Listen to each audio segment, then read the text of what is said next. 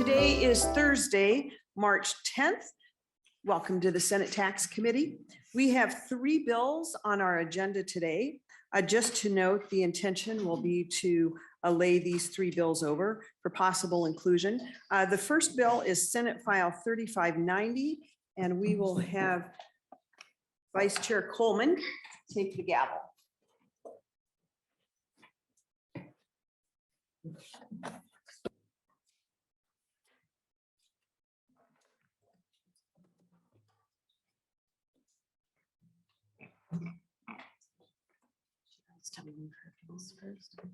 Yeah, what we'll do is she's got a bill up there, so we can move her bill. She can move her. She's out there. And we'll ask her to offer.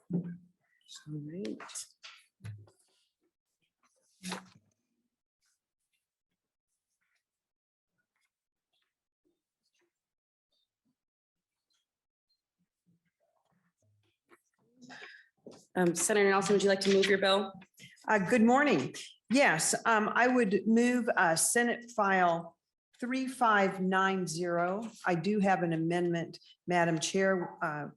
I'm not sure that we have a quorum yet. I'll look to the front table there to let us know when we have a quorum so you can move to adopt that amendment. It is an author's amendment. Wonderful. Senator Nelson moves Senate File 3590. Senator Nelson, to your bill. Thank you, Senator Coleman. Members, well, this is not a new topic. We're talking about the pass-through.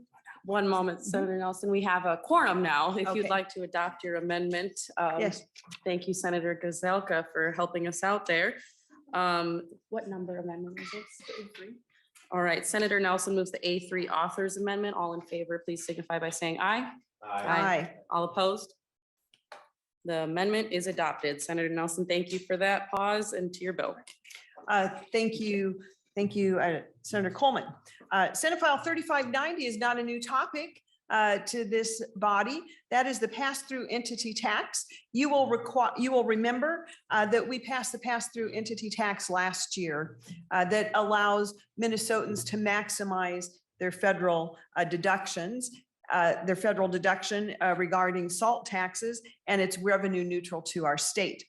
The bill before you today is simply improving the pass-through entity tax to keep Minnesota competitive and to allow Minnesota residents, again, to maximize that federal deduction, again, at no cost to the state.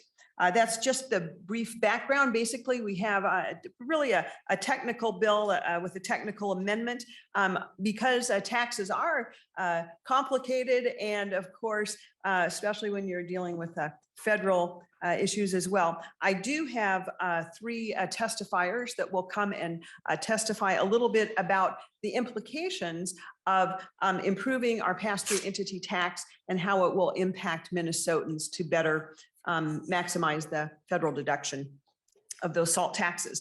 My first testifier is Gino Fragnito. If he could come join me, please.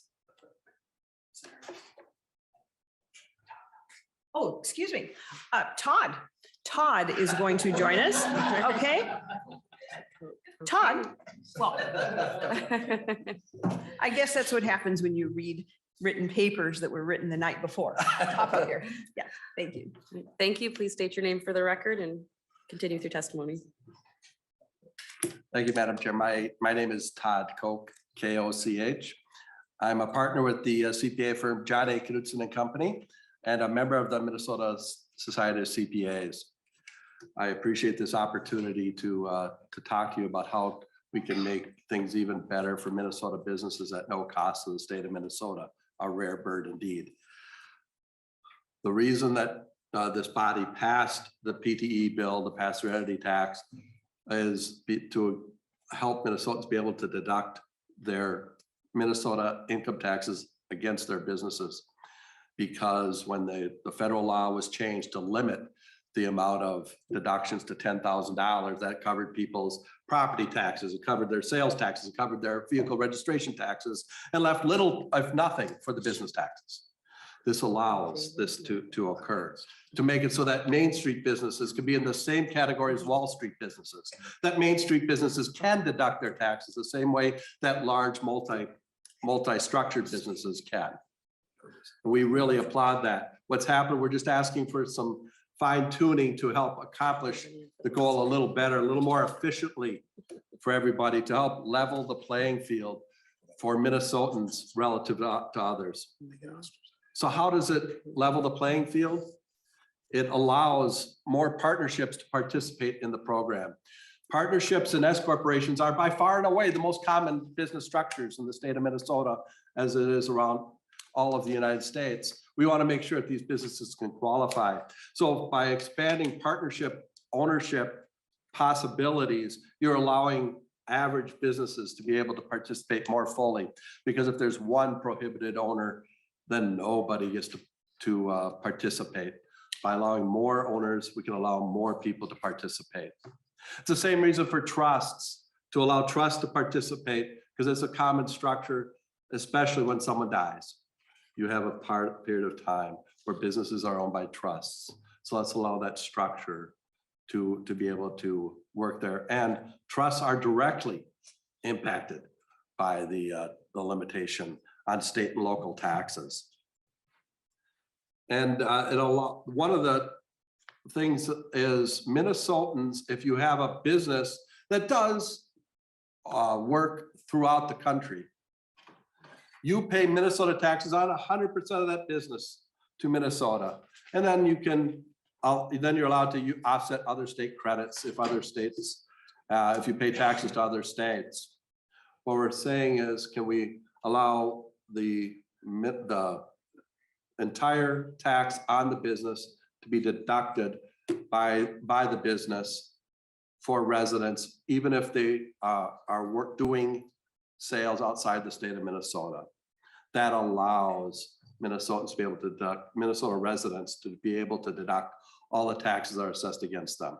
It's used more like a business structure right now, but businesses are taxed a little different than partnerships. We have not requested the same type of relief for S corporations. That's because S corporations are more structured. There's more tight rules. They're not as flexible as a partnership. That flexibility creates problems if we would adopt a similar rule for S corporations based upon the rules as they go today. It's also clarifying a couple things. One of the things it's clarifying is that sole proprietors cannot use PTE. This is not this body removing anything. It is clarifying, because the federal government only allows these payments to be deducted by partnerships or S corporations. The federal rules right now do not allow it for a sole proprietor. So you're just clarifying in this bill that sole proprietors could not pay in but it's due to a federal rule, not a state rule. And there's also in the bill itself, you're tying it back to whether or not there is a SALT limitation still in the federal law. We suggest that you take that out of the bill because it eliminates some confusion. It eliminates some confusion because some people have, the Department of Revenue is saying that Minnesotans can only use this pass-through entity tax if and only if they pay more taxes than the SALT limitation. Now, I might interpret it differently, but that's what they're saying. The problem is I have to make my pass-through entity tax decision before the people have filed their returns. So I have to have people certified to something they can't even certify to in the first place. Probably not what the body wants. Also, that it just gets it back so that the business pays tax on the business income and deducts it at the federal level. And that's a lot simpler to understand. It's more direct to understand. And it's probably the intent of the bill when it moved through. The last thing in there is requiring an amended pass-through entity tax report if there's an amended return. And that's just help solidify what should have happened all the way through. So that's really good. Leveling the playing field and clarifying the statute are really great tax policy goals. The bill accomplishes these goals at the same time while not decreasing revenue nor increasing expenditures. We fully support this bill. Thank you. Thank you. I believe up next we have Joseph Schwartz. Yes, thank you. Over Zoom. Great. Mr. Schwartz, please identify yourself for the record and Continue with your testimony. For the record, my name is Joseph Schwartz, Director and Counsel of Managed Funds Association, or the MFA. MFA represents the global alternative investment industry and its investors by advocating for regulatory, tax, and other public policies that foster efficient, transparent, and fair capital markets.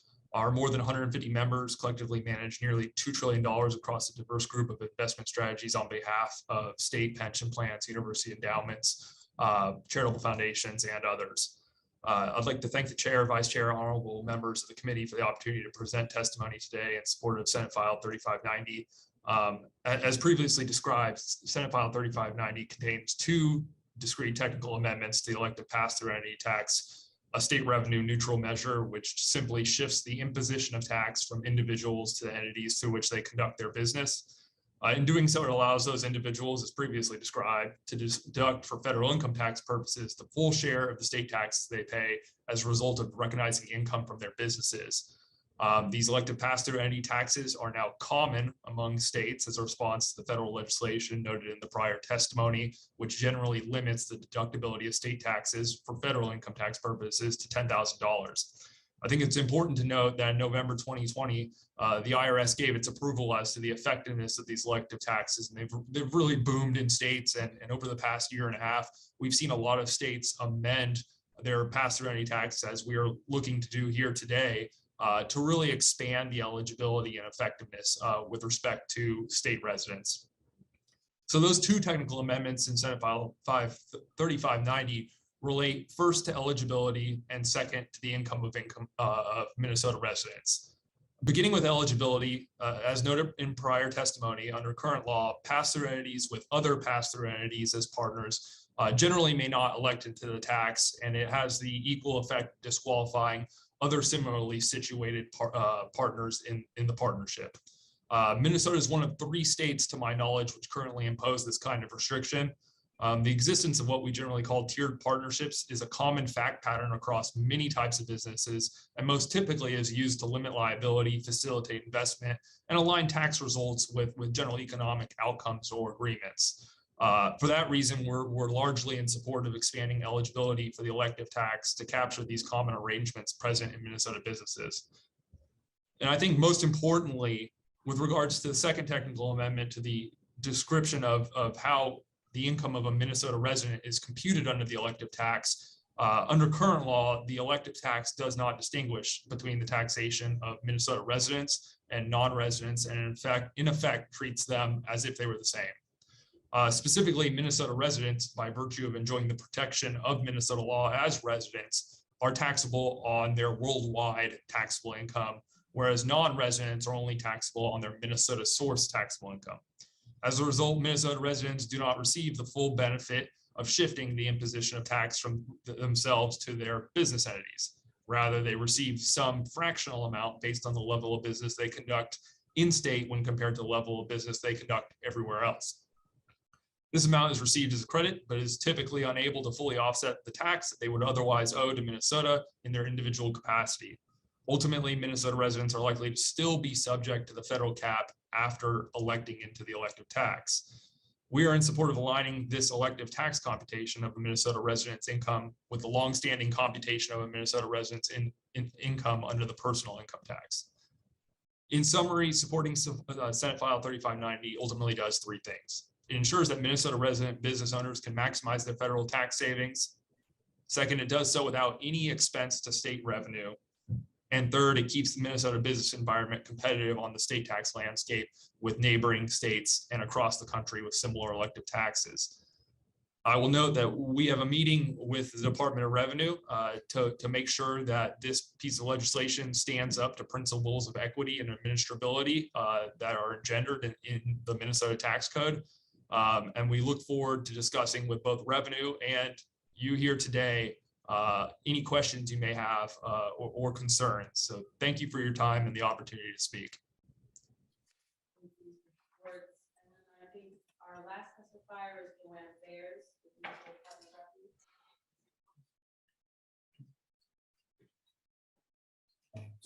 Oh, thank you. Welcome, Ms. Bears. Please identify yourself for the record and continue with your testimony. Good morning, Madam Chair, members of the committee. For the record, my name is Joanna Bears, and I'm the Legislative Director at the Minnesota Department of Revenue. This bill makes changes to the pass-through entity tax that was enacted last session and began in 2021. As you may recall, the PTE was enacted as a workaround to the temporary federal cap on state and local tax deductions for individuals. The federal cap is set to expire in 2025. These state workaround provisions were generally approved by the Internal Revenue Service under Revenue Notice 2020-75. However, further detailed regulatory guidance has not been issued yet. We expect more guidance to be issued in the near future. You may also recall the current pass-through entity tax is a compromised language we work with stakeholders. Last year, when working on the language, our goal was to ensure the department could administer this type of workaround. It was also for the changes that we were making were following federal guidance according to the Internal Revenue Notice 2020-75. And the workaround provided the benefit to the intended parties under the guidance. Now, this bill makes several changes to the current pass-through entity tax, including expanding the types of entities that can make the election and changes to the calculation of the PTE tax. We appreciate the bill includes 2 technical changes that are also included in the policy and technical bill by the department.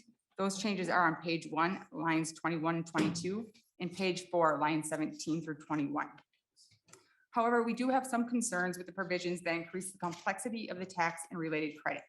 For example, the changes on page 2, lines 7 through 9 remove the safeguards enacted last year. These safeguards are to prevent entities owned by other entities as opposed to individuals, estates, and certain trusts from making the PT election. Allowing the election to be made by these tiered partnerships would increase the complexity of this provision and be very difficult for us to administer. As testimony or testifiers have stated in the past, we understand with any new law enacted, especially when it's complex, there needs to be updates, and we are committed to working with those stakeholders as we move through session this year. Thank you. Thank you, Ms. Bears. Members, any questions? Seeing none, Senator Nelson, any closing comments? Thank you, Madam Chair. And again, this is advantageous for Minnesotans as we help them manage around that federal SALT cap. And this does fine tune the legislation that we passed last year. Again, it was complicated, anything with taxes are, but I believe that certainly treating Minnesota residents in a disadvantageous way as the current law does is not in our best interest. And I appreciate the committee's consideration, and we will continue to work with the department to address their concerns as well. So I would ask that we lay the bill over for possible inclusion. Thank you, Senator Nelson. Senate File 3590 is amended, will be laid over for possible inclusion. And with that, I think we have a little shuffling to do here. So. Thank you.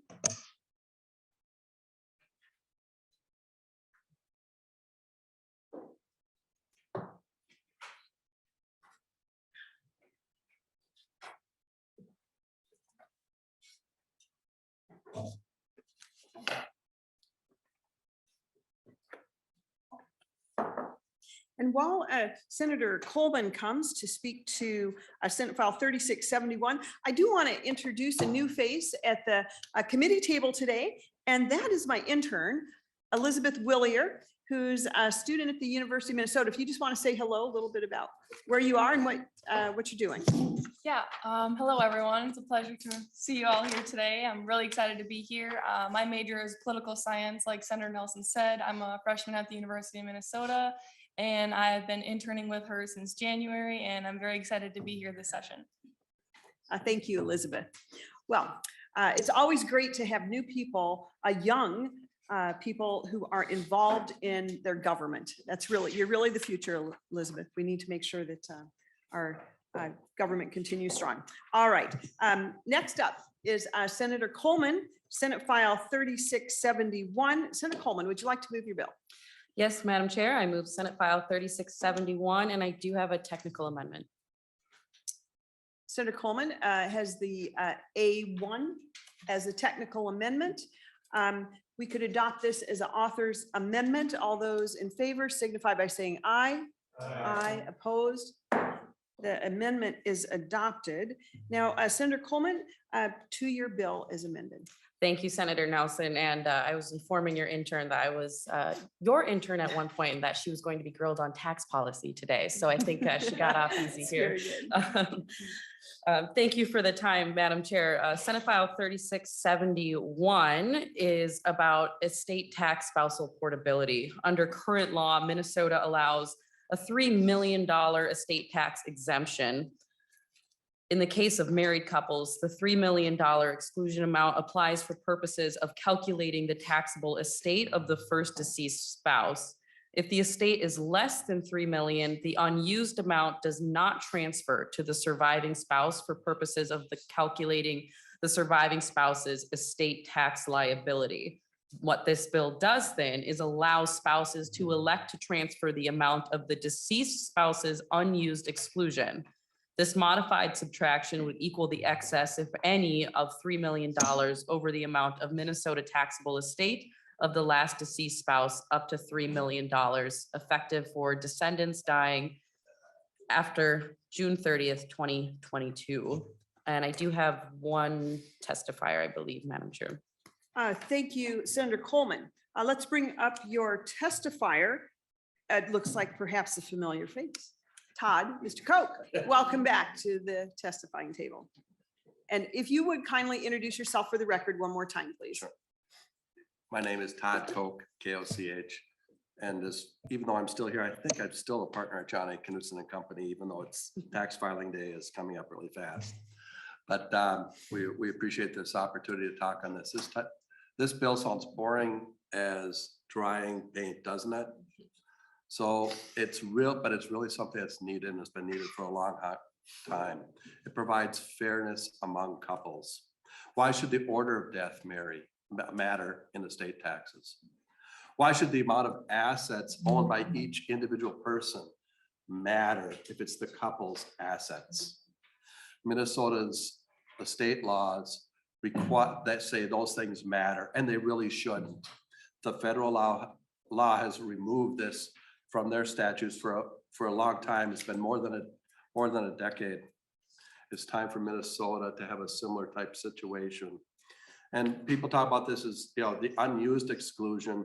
The most common time I see it is, unfortunately, the firm I work for has been around and for 95 years. That part's good, but because it's been around for 95 years, we always have estates going on in our office. And a lot of those are unexpected estates. In other words, they haven't completed their planning. And if you haven't completed your planning, what happens? You end up with what I call a typical "I love you" will. It says, "I love you. Here, spouse, take all my assets, spend them as you need, and then give them to our kids." That's a standard will. In a standard "I love you" will, 0 of the first spouse's exclusion is used. None. Because you're allowed a marital deduction for everything that moved over to the spouse. So now you end up with the surviving spouse with just one exemption, but they have the couple's assets. All we're asking is that you treat the couple as a couple and the exclusion as a couple's exclusion. Use it how you want, or and as it may be. Now, in a way, I'm talking against what I do because, quite honestly, if with proper planning, I can get it so that people can use 2 exclusions. But you know what? Then they got to pay me. I'm asking to be paid less. I'm asking for people not to have to come to me to structure things to make it work. Let's make it simple. Let's make it easy. Let's make it functional. And let's allow what couples really want to have happen in a really nice way. Also, there's many assets that can't be moved. I'm a small business owner. My wife can't own my small business. My wife can't own my IRA. My wife, therefore, doesn't have a lot of financial assets right now because what do I do as a business owner? I plow my assets back into my business. So right now, if my wife would die right now, she'd have no financial assets and I could not use any of her exclusion, but the couple's exclusion would be used. I'm just an example of a typical small business owner. The federal government has had portability for over a decade. It's time for Minnesota to follow suit. This bill would allow portability to happen, and I believe that's a good thing. Thank you very much. Thank you, Mr. Koch. Ms. Bears, welcome back to the testifying table.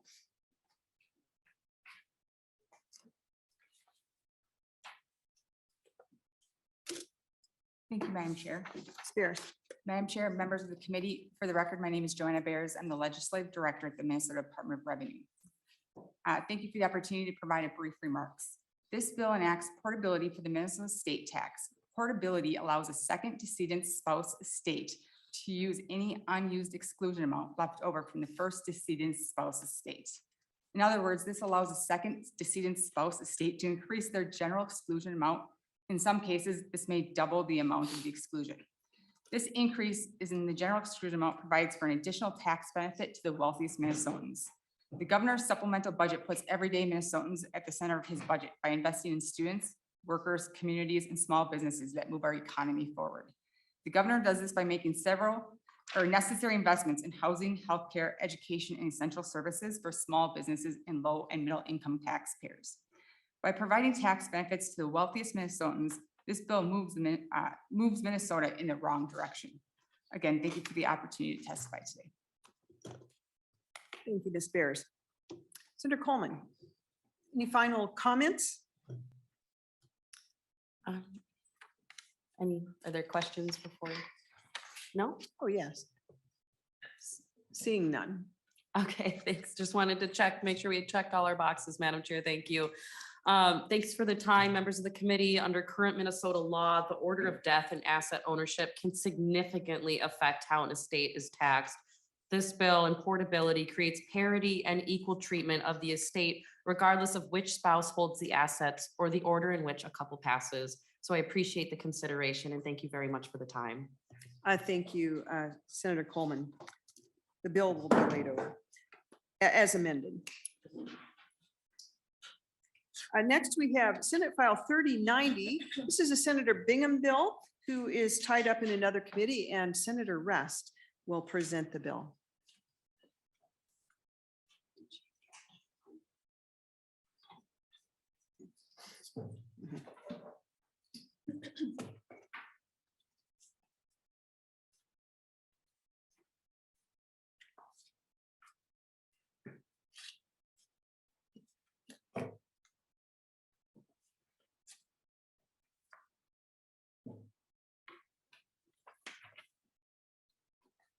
Senator Rest, thank you for stepping in to present Senate File 3090. This is the federal exclusion from gross income of the restaurant revitalization grants. And this is Thank you, Madam Chair conforming. and colleagues. Senator Rest. Senate File 3090 is a federal conformity provision. The federal government, when it was passing its pandemic relief provisions, allowed for under the American Rescue Plan Act, which was enacted just about actually a year ago, to exclude from taxable income the sum of those grants. At that time, Minnesota did not conform to that. And so those grants, while excluded from federal income, excuse me, are taxable under Minnesota income. So what this bill does, and you can look at the revenue estimate for FY 2023, it allows those grants retroactively to 2021 to be excluded from Minnesota taxable income. And the cost is 4.4 million for individuals. It also allows it, when those grants were given at a corporate level, to conform in the corporate tax as well. And that cost is 4.3. There are, as there are with other conformity items, there are residual impacts over the next couple of years, and that's why there is a cost in 2024 2024 and 2025. The bill is very short. The language is very clear, and it simply plays catch up with federal conformity for these restaurant grants that were awarded for costs. And, you know, the restaurant industry was very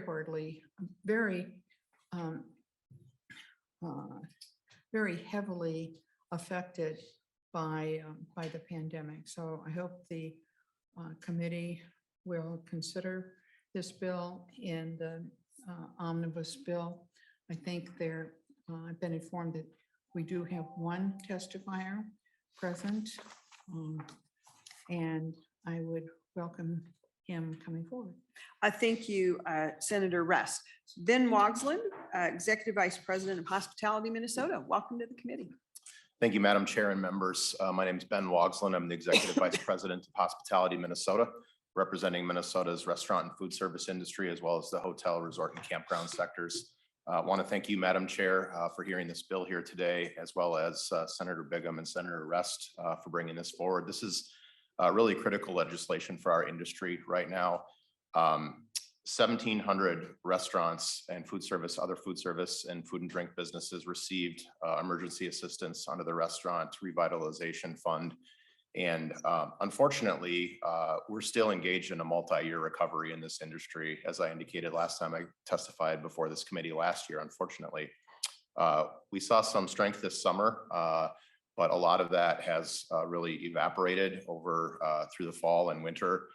We just received our most recent round of survey data through the Minneapolis Federal Reserve Bank and Explore Minnesota Tourism that we do a survey with them quarterly. And based on those numbers, 66% of restaurants and food service businesses indicated that they've taken on significant debt due to COVID. About that same number indicated that they saw lower than normal revenues over the last quarter. And about half of them indicated that they expect to have lower than normal revenue here over the next 3 months as well. Looking out into the future, over half of the respondents indicated that they did not expect revenue to return to normal until 2023 or later. So that is the landscape of the economic data that we can share with you here today.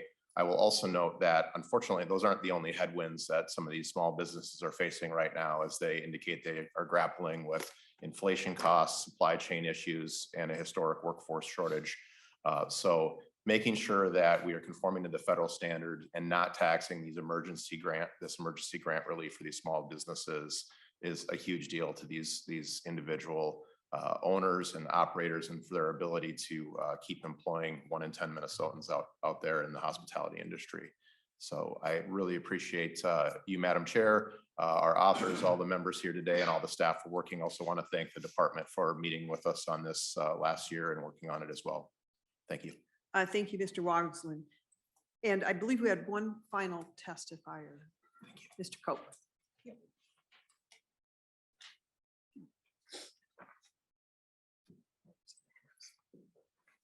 Mr. Cope, we should have just had you stay at that testifying table today. Mr. Cope. Good morning. My name is Todd Koch. I'm a CPA with John A. Knutson and Company. I'm really pleased that this bill is before the tax committee. It's coincidental that Wisconsin just signed their similar bill on this exact issue on Monday. And we believe it makes sense for Minnesota too. Restaurants were greatly impacted by the pandemic. Restaurants were shut down and closed by government order, not once, but multiple times. And when they opened, they could only have partial seating. While they were shut down, they still had to pay rent, utilities, and property taxes. They still had to, and those did not go down. Yes, many restaurants tried to pivot to takeaway, but they weren't structured for that. And in my clients that did that, it really wasn't a profit center. It was at best a break even, a way to pay some wages to people and keep them employed during trying times. Many restaurants did close as a result. And restaurants are part of a real vibrant community. Without good neighborhood restaurants, it's hard to have good neighborhoods. The RRF, Restaurant Revitalization Fund was only allowed to businesses that could demonstrate that they were harmed. Priority in these funds went to veterans, minorities, and female-owned businesses. It was allowed them to update equipment, decor, and patios and make them a better part of their community. And just when they're getting back on their feet, and back to somewhat normal operations, then the variants hit and people stopped coming. By providing this bridge to restaurants so you can help them keep jobs and sales taxes coming in the future. We support this bill and hope you do too. Thank you, Mr. Coach. Comments, members? Or just thank you, Senator Russ. I think it's very, I have one more comment to make, if I may. oh, yes, you make final comments. I would just direct members, my colleagues' attention to the letter that's in your packets from Beth Cadoon from the Minnesota Chamber of Commerce, and in particular to the last paragraph where, as we sometimes do, she urges early passage of this particular bill so that taxpayers who currently have this liability will not be left with the uncertainty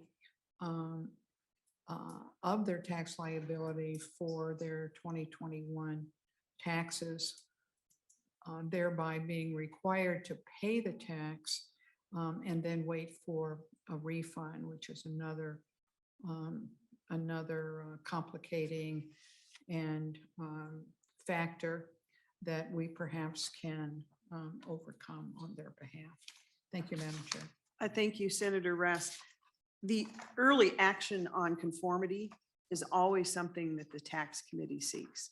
And unfortunately, it's sometimes I know. difficult to get around all of the Always should other. make the argument for it. however. Absolutely, we should. And I would just say, I really appreciate the bill. I don't know that there's been any other industry that has been hit so hard by the COVID-related shutdowns, restrictions, new variants, and it is important. I appreciated Mr. Koch's comments. Good neighborhoods are good neighborhoods. They have to have great neighborhood restaurants. And I've seen far too many close in my district and worried about, will they be able to reopen? Some are not. So again, we will give this a consideration moving forward. Do any other members have any comments? All right, seeing none, the bill will be laid over for possible inclusion.